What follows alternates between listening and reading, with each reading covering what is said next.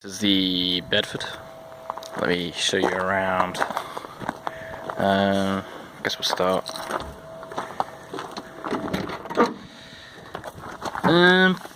Plate weight. Is this the right one? I think this is right. Oh, here it is. So gross 3,500. I don't know why it's exactly that. I guess that's how it was done. So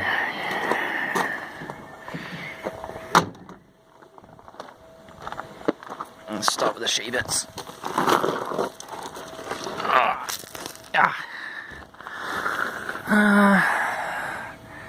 Yeah, it's a bit crusty here.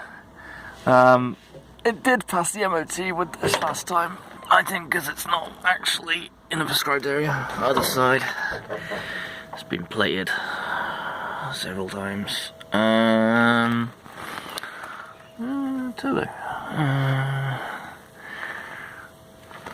All the hoses are in good condition. I'll check those in a sec. But they're alright on it parked.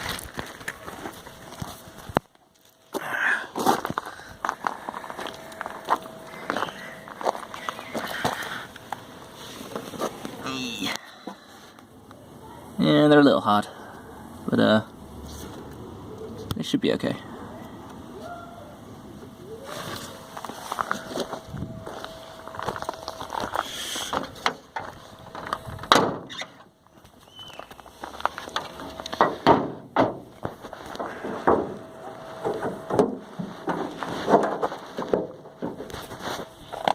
Okay.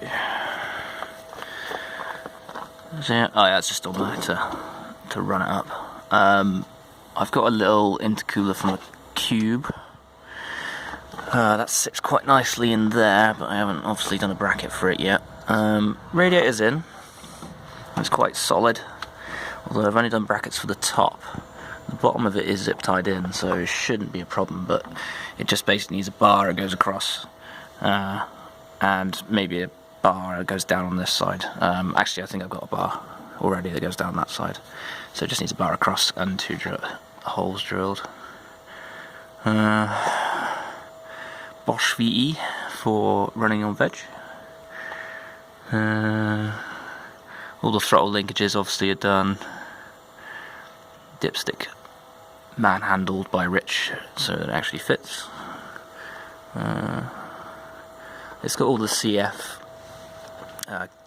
cam rocker cover and other gubbins, so it actually fits in this engine bay. I have had to massage the firewall a little bit, as you can see, but I'll get back to that a little bit later. It's got brakes. Oh yeah, I need to make a bracket for this as well, because it's currently just sitting there, but it holds coolant, so well. Where next? Oh yeah.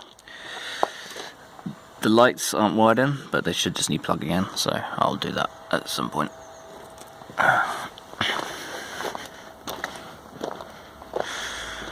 Fuel tank is out for cleaning. One thing I was going to do that I didn't get around to, that you would want to do, is this is the return hole that somebody has made at some point. It'd be nice to weld in something a bit nicer than just having, that. It'd be nice to have something like that welded in the top. So yeah, you might want to get around to that. Otherwise you got a non-seal tank. I tried chemical metal, it didn't work. So boat winch if you want it. It's okay. It's not brilliant. Dually axle. Oh yeah, all tyres legal. Not a problem. Comes with it's got that spare and it's got that spare. I think I've got two spare commercial tyres actually that you can have. They come on CF wheels, but they're the mangled CF wheels. Rear lights, these things. I've got some Mark II transit lights, which are really nice, and I'll throw in. No worries. It could use a bit of a clean. It's got a fog light, so MOT compliant, yo. The rear shocks. Yeah. Only single leaf. I was going to do a double leaf conversion at one point, but only because I carry a really heavy car on the back. Be fine with lighter stuff. Bed could use a paint at some point.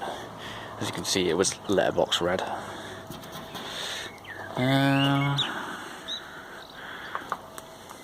Oh yeah, ramps. A couple of ramps there.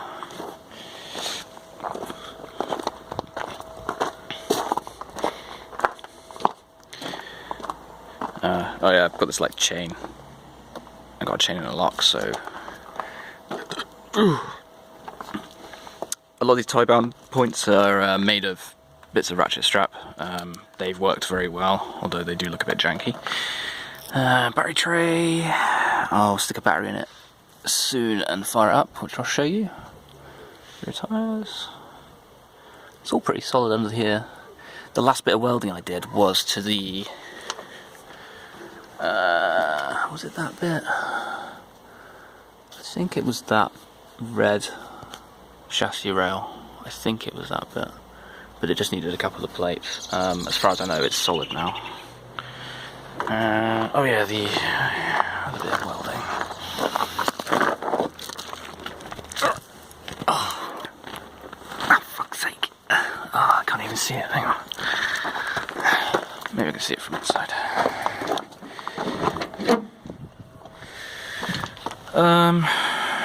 Yeah, basically, the step is solid, but there's nothing there, and there's starting to creep this way as well.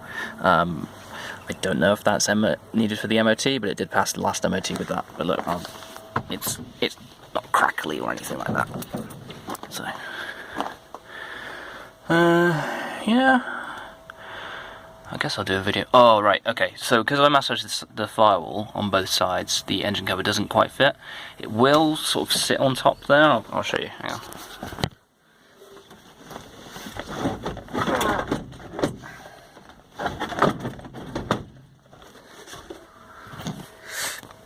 There we go. So it does sit on top, but it's not sealed like it should be. These should be flush against the floor, basically, and they're hovering on both sides. So, should just need a bit of a massage back into shape. It's just the lip needs to be the same shape. Shouldn't be too bad. Some of the floor is made of cardboard, so I would suggest doing a better job of that, or getting some thick carpet. Cool, let's show you.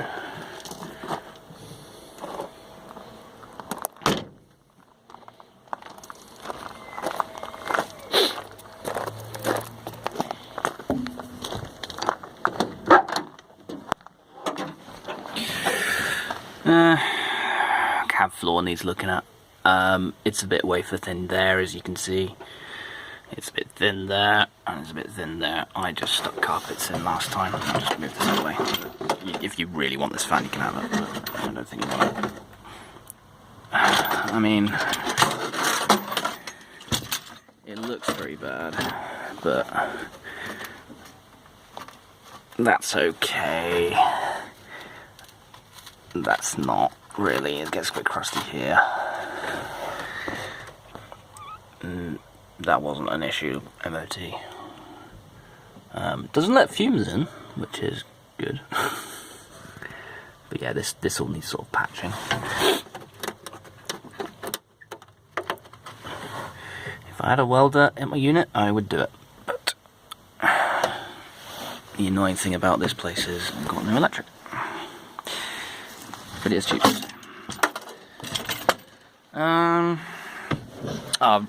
Rich made this awesome oil pressure gauge out of the original dash from the Frontera, and put it in like this pod, basically. Focus. Focus. Oh, get the idea. Standard CF gubbins. Oh, I replaced a section of the steering column, so there's like next to no play in the steering now. It's lovely. Oh yeah, the brakes. Okay, so plenty of brake pressure. it has brakes. But actually, while we're here, I'll mention that I skimmed the flywheel. I didn't do it. I took it to get skimmed. They took a fair amount off, but it's really lovely now. Although I've got no oil pressure, I have pulled away just to see if the clutch engages, and it's mint, basically. Used to judder really horribly before. Oh yeah, the clutch plate's got loads of meat on it. It was a bit shiny, so I just cleaned it up with a bit of sandpaper. Seems to be a lot better now. It doesn't judder, or doesn't seem to anyway. So yeah, that's mint. Oh right, brakes, okay. So it's got brake pressure, as you can see.